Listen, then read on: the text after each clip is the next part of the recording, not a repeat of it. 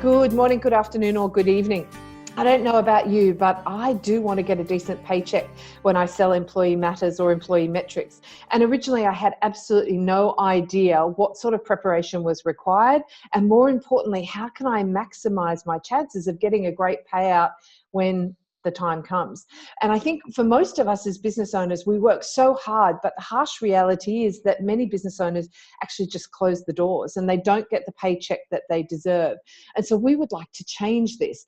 And to do this, we've called in the experts. And then we are thrilled today to have Geoff Green. Welcome, Geoff.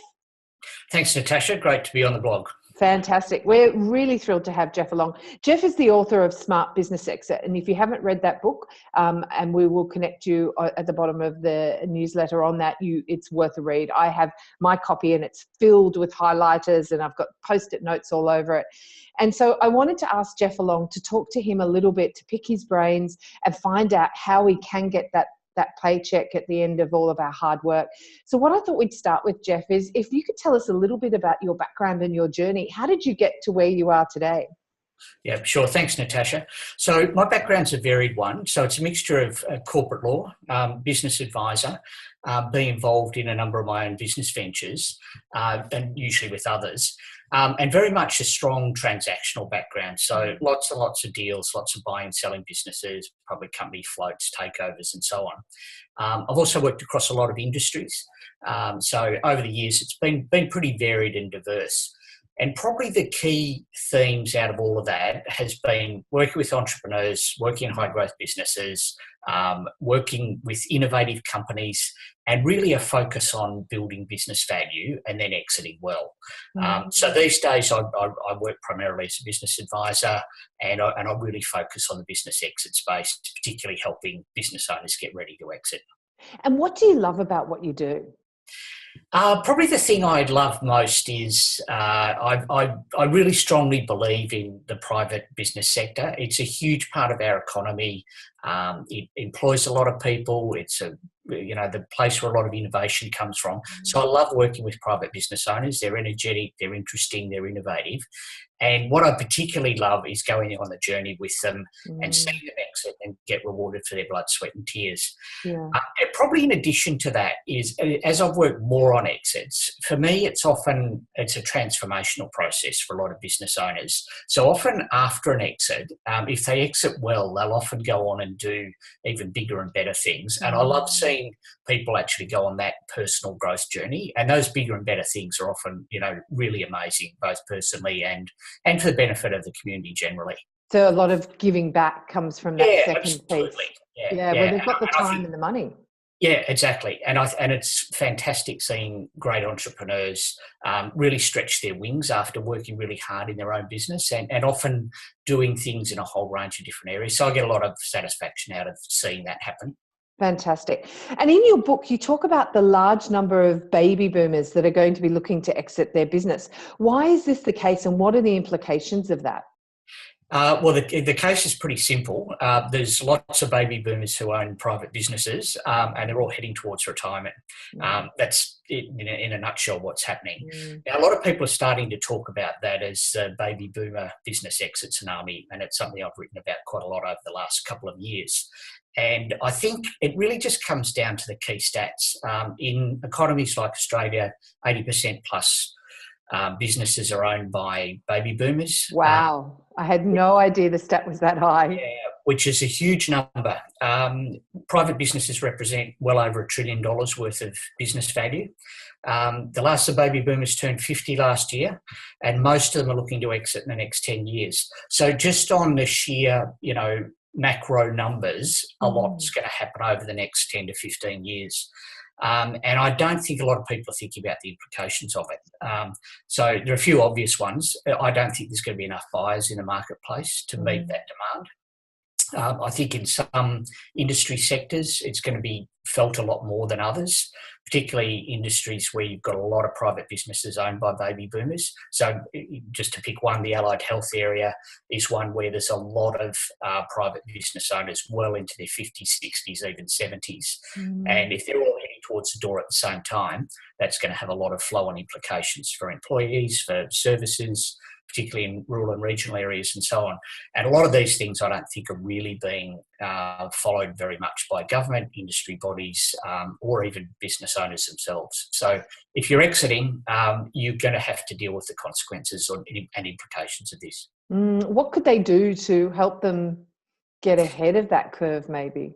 I think a lot of it's awareness that we are moving into a different period, because as we all know, baby boomers have had a massive impact on our society right through their lives. Education, the job market, the housing market, the health sector, everything. So not surprisingly, they're going to have a huge impact in this area as well. So a lot of it's being aware of this happening and really working out, maybe for some business owners, they should be looking to move more quickly. Yeah. For some of them, it will be maybe looking at alternative ways to exit their business than necessarily a straight sale. Maybe a management buyout or something along those lines? Yeah, quite possibly. I'm seeing a lot more of that. Okay. And you say even more broadly than the allied health that most business owners aren't ready for exit. Why is that the case? I think it's because it's a part of their business that a lot of business owners don't really want to think about. Most business owners are busy working away in their business, and this is always 5 years away. Whenever I talk to business owners, they're definitely going to be out of the business in 5 years, but you never get to the 5-year mark. And I probably think of it as the elephant in the room. There's a whole bunch of issues that a lot of business owners don't want to think about or are sometimes unaware of. And in my book, I talk about them as the uncomfortable truths. And just to run through those quickly. Please. Most people think they're ready. They're not. I've rarely met a business owner. That born optimist entrepreneur. Yeah. Exactly. Often you have little control over your exit timing. So often exits are triggered by a serious health issue to you or someone close in the family. Sometimes it'll be an unsolicited offer from a third party. Sometimes it might be a dispute with a business partner. So often you end up in an exit, not in a planned way, but due to an event. It takes longer than most people think. A good exit, particularly for a larger business, can take many, many months. There's a lot more work in it than most people realise as well. And probably a big one for me is most business owners significantly overestimate the value of their business. And one thing I often like to start with is let's get a handle on what your business is probably worth to a buyer. And a lot of business owners sort of go into an exit without much awareness around that. Yeah. Can we talk a little bit about that? Because I think, educating business owners, I remember when I learnt this from you, that was like a wow moment for me. I had no idea. And I think, we need to bust some myths here and, give people a range, because maybe they're doing stuff that they're just not going to get the value on that exit. Yeah. So it is a tough issue because, part of it's often tied up with your sense of self-worth and, let's be frank, ego. You like to think your business is successful and worth quite a bit. But part of it for me is really having some frank discussions with business owners early on around what's your business really worth. And it's not what a valuer or an accountant says it's worth. It's worth what a third party will actually write a check out for. And they can be quite different. So it's useful to go and get more, a formal sort of valuation, but all that's going to do is give you a guide and point to things in your business that, that perhaps you should be working on. The real litmus test is what will a buyer actually pay for your business. A lot of the work I do is focused on how do we make your business attractive for a buyer. And if there is a gap between what you need to get from your business exit, and there often is a really important number, and what your business is actually worth, then you need to spend some time looking at how do we increase the value of the business, or how do we increase the ability to transfer that easily to a third party. Yeah, it's so important. And I think the other thing that you're sort of starting to touch on there is you say that in your book that exiting a business is a very emotional place for business owners. Why is that the case? And I think the ego is part of it, but there's probably more. Yeah, well, look, it is emotional. You're a business owner, Natasha. You know how It's my baby. I have a fourth baby. Exactly. And for most private business owners, no matter how they might come across on the surface, business is an emotional, passionate thing to be involved in. You put a lot of yourself into a business when it's your own business. You do all the hard things, and it is, for a lot of people, it is your baby, and a lot of your purpose and identity is tied up in it. So I suppose some of the key things why that becomes particularly emotional when you exit is that, if a lot of your purpose is tied up in your business, that can be a big issue when you move on. And I find that particularly with older male business owners. Issues around what will I do afterwards? And sometimes people don't think through that very well. And going from working 60, 70, 80, 90 hours a week to Monday morning when you've got a completely clear calendar is a big challenge for a lot of people. So working through that. Business legacy, what's going to happen to my business afterwards? Often that can creep up on you in a business exit when you realise suddenly someone else is going to be running your baby, and what are they going to do with it? An interesting one that also creeps up is relationships, your relationships with your staff, your customers, suppliers. For a lot of private businesses, your staff are almost like family to you, and to suddenly realise that all that's going to be severed to a fair extent when you exit can be quite confronting. So bundle all those up, and I talk about a concept of an emotional roller coaster during your business exit. Sometimes it will be great, sometimes it will be really depressing. Yeah, and it's hard. And I think you're so invested in it for so long. And it's very different to that corporate relationship where it's 9 to 5. And yes, don't get me wrong, there are people who are incredibly passionate and engaged in their workforce. But at the end of the day, they go home and they get a paycheck. As a business owner, if you don't get it right, you can't pay your mortgage, or you can't pay your team, or, food on the table is an issue. So there are some real, there's a lot of things tied up in that. Yeah. And look, I always say to business owners, I go through a process of walking them through these things, and the fact that at various stages, all of these things will impact you. At times you'll feel incredibly elated and excited, about the fact you're finally going to get a big paycheck and you're going to move on to some other things. But it's a roller coaster. And I always say to people, the roller coaster is going to happen. What you can do heading into it is actually be ready for it and realise it's. Yeah. And how can we as business owners, and I know this is a bigger question than we've got time for, but how can we be looking to maximise our price on exit? I think there are two key things. The first one is building real value in your business. And I'll talk about that a little bit more in a minute. And the second one is, how do you pass that value easily onto a third party? And that second one is something that a lot of people don't focus on very much, because I see a lot of valuable businesses that are potentially really valuable to a third party, but business owners haven't built the business to transfer it. They've built it to be valuable while they're running it. So I spend a lot of time with business owners around how do we make sure that, if we're satisfied there's value there, that we can easily transfer it. And there's a whole lot of ways to do that. So getting back to value, when you're a business owner, I often sort of say a private business owner often treats their business like an ATM. So there's a lot of focus on, generating cash, generating profits, because it's the business that funds your lifestyle, your house, your holidays, and so on. And the things that often drive profitability don't necessarily drive value for a third party. So you can actually have a business that's quite successful while it's in your hands, but it doesn't automatically turn into a valuable business to pass to somebody else. So you need to look at, building systems and processes in your business, making the business not dependent on you, looking at what intellectual property you're building into the business, looking at the staff you've got in place who will go with the business. So really building your management team so they're one of the key assets you can pass on with your business.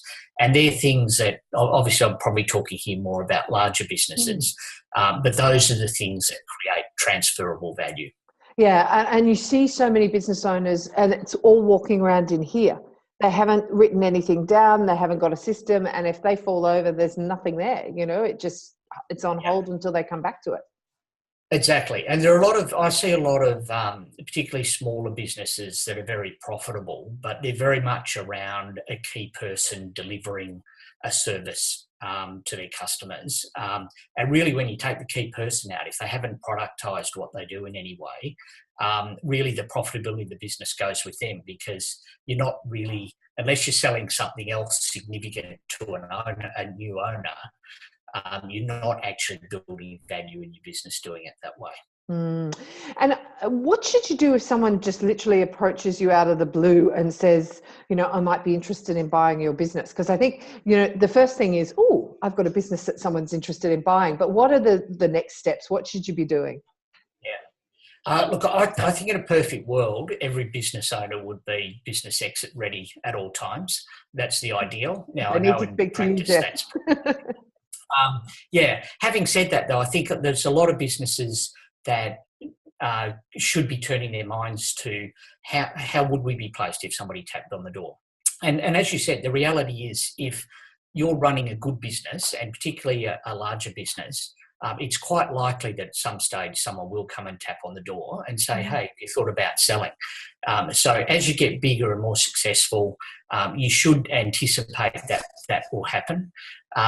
Now, there are pros and cons to that. The positive is it means somebody has identified value in your business, and that's good, and particularly if they've done that from a distance. The negative is that you can often get roped into a business exit process before you've really, realised what's happened. And the savvy business buyers out there are very good at charming business owners into a process that is hard to actually get themselves out of. And I've, over the years, a number of times had people turn up with, binding signed term sheets that really lock them up to a process that's very hard to get out of. And it's just they've been seduced into it by a savvy buyer. So I normally say to people, don't shut the conversation down, because I see people do that sometimes too. And the panic. Yeah, and sometimes the tap on the door is sometimes it's your best offer you'll ever get for your business, and you don't want to shut it down. But I always say to people, just deal with it in a measured way. So to say, look, you're not interested in selling at the moment. It's obviously sort of on the longer term planning, but you're not averse to a conversation, but no expectations that'll necessarily go anywhere. The advantage if you do it that way is you can actually learn a lot about your business from having some preliminary discussions with a potential buyer, as long as you control the process and you don't let yourself get pushed into an exit process before you're ready. So it can be a good learning exercise as long as you control it. Yeah, and it's interesting because in our business, I see we're coming up against one of the same competitors each time. And it's occurred to me that they might start to say, they're becoming a bit of a pain in the side for us. And we might take them rather than, come up against them each time. So I think that might happen a lot too with, where, they see a competitor that's coming in each time, and then, well, maybe we just buy them, get rid of the problem that way. And that's how a lot of business exits happen. The thing you need to manage in that situation is you are dealing with a competitor, and you don't be handing over a huge amount of information to a competitor if the transaction doesn't go through. So you need to manage that very well. And what are the most common mistakes you see business owners make when it comes to preparing for exit? Probably three key ones. Not preparing early enough, just assuming that you can do it at the last minute. Not being ready when the time comes. So a lot of the uncomfortable truths I talked about earlier, you just haven't thought through some of the key things. And the third one, probably underestimating what's actually involved in a business exit. That it takes a lot more than people realise it will. And, I often find when I'm talking to business owners, I'm sitting there talking to somebody who's either never done an exit or maybe done one. I think I've done over 300. So for most people, it's not something they do regularly in their business, and yet it's the one thing they want to do really well. So, underestimating what's actually involved in it. And what's your passion outside work? If you weren't working, what would you be doing, Geoff? There's lots of things I'd love to do, Natasha. I suppose my key passion is my family, and a lot of people would say that. Yeah. But outside that, I've got a lot of interests. So I like being in the outdoors. I like exercising, so running, swimming, walking. I'm in a wine club. I love the footy. So I follow Richmond, which is good at the moment. Yes. So lots of interests outside business, and that's something I've really worked on the last few years. And I think it's important for business owners to do things outside work, even though that it's hard to do at times together with work commitments. You raise a really good point. And I was talking to a business friend. She's a friend, and she was saying, and she's going through a fair amount of stress. And I said, "What do you do outside work?" She said, "I read business books." And I'm like, "You've got to have something outside the business, that you can." I play squash at 6 a.m. in the morning, and that's when I get my stress release, banging that little black ball around the court. But for business owners, I think it's so important that they have something else, especially when preparing for exit, so they've got something to do when they've got extra time and money on their hands. Yeah, well, I think that's very important in terms of exiting, that you actually start to live the life that you want to live afterwards before you actually get there. Exactly. That otherwise there's going to be a difficult and challenging period in your life for a lot of business owners, where all of a sudden there's nothing. Yeah. And it can take a long time to actually work out what you want to do from there. And Geoff, if somebody wanted to work with you, tell me, how do you work with clients, and how can they get in touch with you? So we work with clients in a couple of ways. So we do arrange a one-on-one work with clients. So we work with them through a program called the Value Builder Program. That is brilliant. I can highly recommend that. Thanks for that. So that's a program where we work one-on-one with clients for 12 months and often longer. And that's really around helping, build the value in their business, get them exit ready. And then we work with clients generally in a more strategic way through their actual exit. So that's really working with their team, often helping them get their team of advisors together and really strategically helping them through their business exit. So that's what we do one-on-one. But then we're increasingly moving to doing a lot more things where we can help people sort of more in a one-to-many way. So I do a lot of presentations, webinars. We've got a webinar series running at the moment, podcasts and so on, as a way of getting information out to people, which they can then use either if they choose to work with us, but also there's plenty of other advisors out there that do what I do. So it can often be a good way for people to think about what kind of advisor do they want and what sort of things should I be looking for. So, and we're looking to increase that sort of range of our activity going forward. Brilliant. And what's your website? Where do they get in touch with you? So we've got two websites, www.grgmomentum.com.au or www.thesmartbusinessexit.com.au. Fantastic. Well, look, I have learnt more again. Every time I talk to you, I learn more about this area. And I think the big thing for me was I used to think you got ready for business exit about 2 or 3 years before you wanted to exit. And what I learnt from you is it's from day one. That's when you're preparing for exit. As soon as you start your business, you're preparing to exit your business. And I think a lot of people could learn a lot from you. So thank you so much for sharing your knowledge with us today. We really appreciate your time and sharing your wisdom. Thanks, Natasha. Great talking to you today. Take care. Talk soon. Bye. Bye.